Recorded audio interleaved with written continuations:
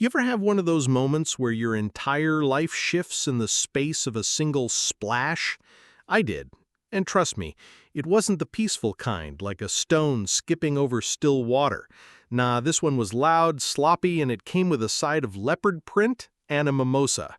It was a Saturday morning. I was flipping pancakes in the kitchen, phone in one hand, spatula in the other, when I heard it. A loud splash from the backyard, and then laughter. Not the kind that warms your heart, no. This was smug, invasive, and completely out of place. My wife was out of town visiting her sister, the kids were off with their cousins for the weekend, and I had just locked the back gate not 30 minutes before. It made no sense. Even Charlie, my golden retriever, let out a confused bark like, Dad, we got a situation here." I slid open the glass door, stepped out barefoot, and that's when I saw her. Belinda, from 3 houses down, lounging in my pool like Cleopatra, sunglasses too big for her face, floppy sun hat, and a swimsuit that looked like it was losing the battle to stay stitched together. She raised her drink like it was a champagne toast at a gala and said, "You're welcome, just warming it up for ya." I didn't even know what to say. My brain short-circuited between disbelief and a kind of anger I didn't even know I was capable of. This was Belinda, the same neighbor who once called the HOA because my barbecue smelled too seasoned.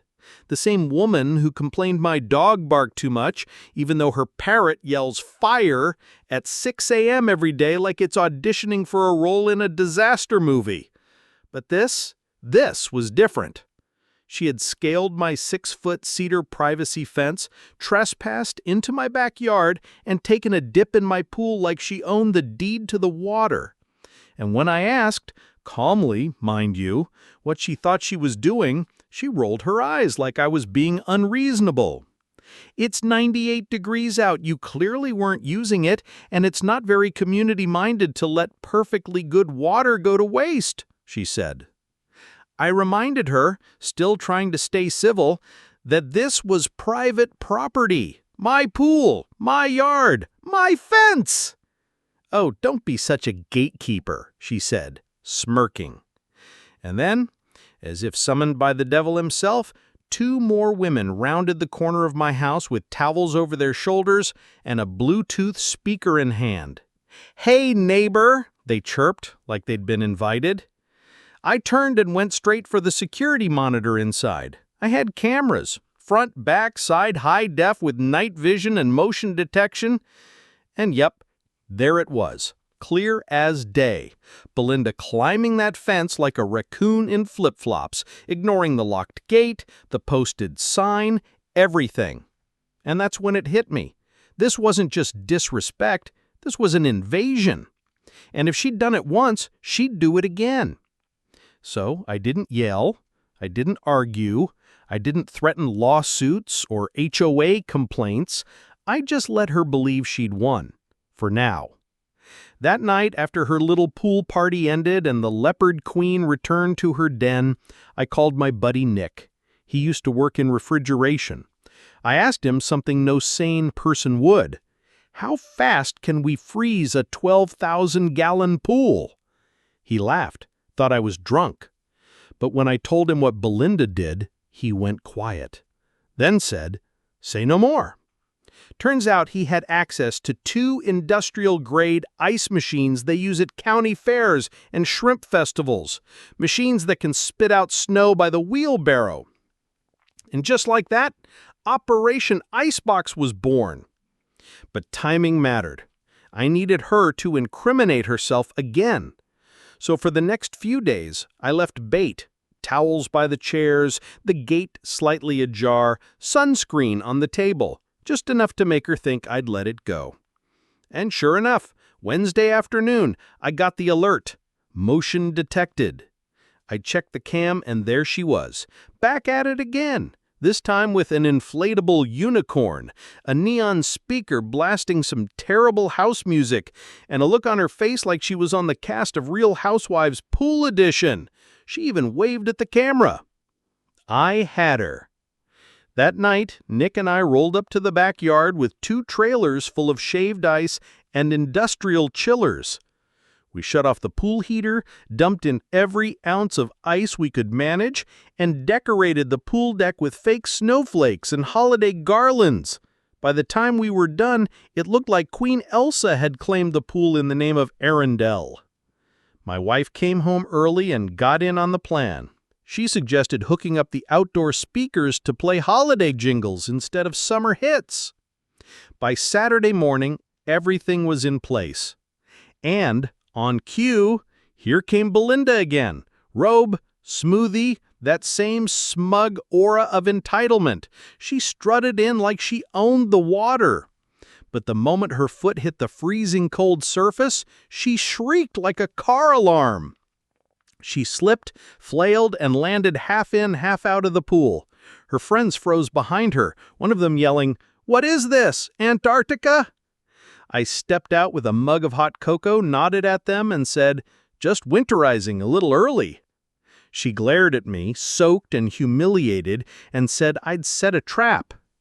I calmly pointed to the no trespassing signs and to the camera blinking above the garage. She finally saw it, realized every second had been recorded, and that's when her face shifted from arrogance to panic.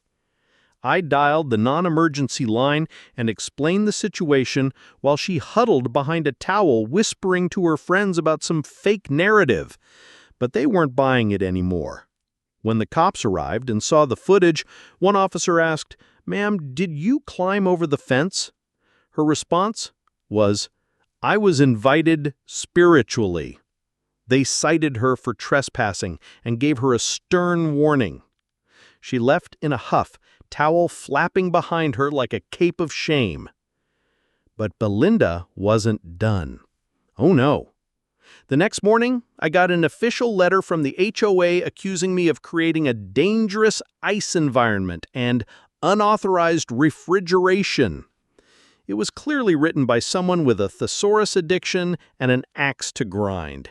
And I didn't even need to guess who. It had Belinda's leopard print fingerprints all over it.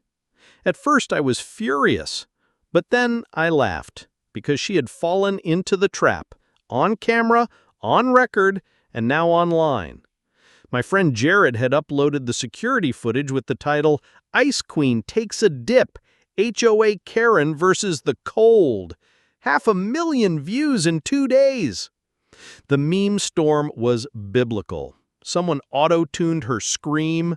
Another photoshopped her onto the Titanic iceberg. Public opinion had turned, and it wasn't on her side. Still, she didn't back down. She kept filing complaints, showing up at my gate at night with a flashlight. I caught her on camera again, skulking like a cartoon villain. So I did what any sensible man would do. I called a lawyer. Ryan, calm and sharp as a tack, told me we had a rock-solid case. He sent her a cease and desist filled with legal citations, police reports, timestamps, and the works. 3 days later, silence. But it didn't last.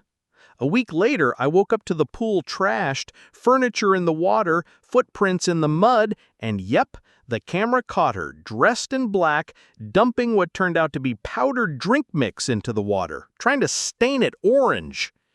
This time, she got arrested. Not with handcuffs, but she was escorted out of her house in full view of the neighbors. And that image? Oh man, it was satisfying. The HOA board, already embarrassed, called an emergency meeting. That's when everything spilled out. Turns out, half the block had stories. Belinda harassing kids, calling CPS on families, accusing cats of malicious staring. She wasn't just a nuisance. She was a storm in a sun hat. They suspended her HOA voting rights, banned her from common spaces, and put her on watch. And just when we thought it couldn't get more absurd, someone found out she'd pulled the same stunts in her last neighborhood. Poured bleach in someone's koi pond even. Eventually, she put her house up for sale. But no one wanted it. The viral video haunted the listing. A kid taped a printout of the meme to the for sale sign, "Free frostbite with purchase." She disappeared one morning in a moving van. No goodbye, no apology. A month later, I got a handwritten note in floral paper sprayed with perfume. It said, "I should have just shared the pool from the start. Hope the water feels colder without me." I shredded it. The neighborhood threw a party, winter-themed, of course. I got a fake golden whistle that said, "Neighborhood MVP." I don't display it, but I keep it close. Because sometimes standing your ground isn't about yelling or fighting. It's about being smarter, calmer, and letting people fall into the cold they made for themselves. So when folks ask why my pool feels a little colder than usual, I just smile and say, it keeps the wrong people out. And now,